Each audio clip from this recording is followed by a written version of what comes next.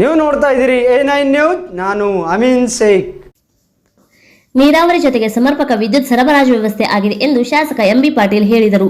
ವಿಜಯಪುರ ಜಿಲ್ಲೆಯ ತಿಕೋಟ ತಾಲೂಕಿನ ಹೊನವಾಡದಲ್ಲಿ 1.2 ಕೋಟಿ ವೆಚ್ಚ 110 ಕೆವಿ ನೂತನ ವಿದ್ಯುತ್ ಉಪಕೇಂದ್ರ, ತಿಕೋಟದಲ್ಲಿ 80 ಲಕ್ಷ ವೆಚ್ಚದಲ್ಲಿ ನಿರ್ಮಿಸಲಾಗುತ್ತಿರುವ ಹೆಸ್ಕಾಂ ಹೊಸ ಕಟ್ಟಡ ಗುರುವಾರ ಉದ್ಘಾಟನೆ ಮಾಡಿ ಮಾತನಾಡಿದರು.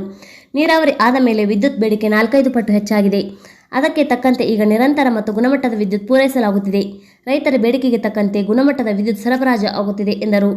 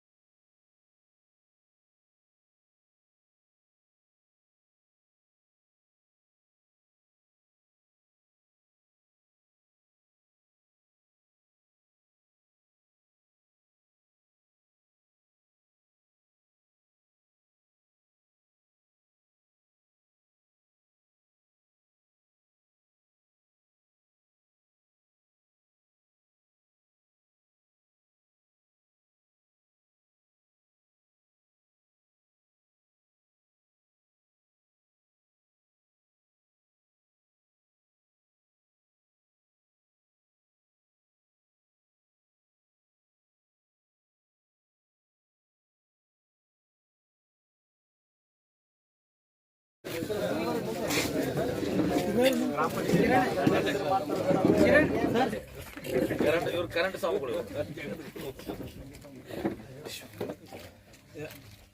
ಇಲ್ಲಿ ಹೆಣ್ಮಕ್ಳು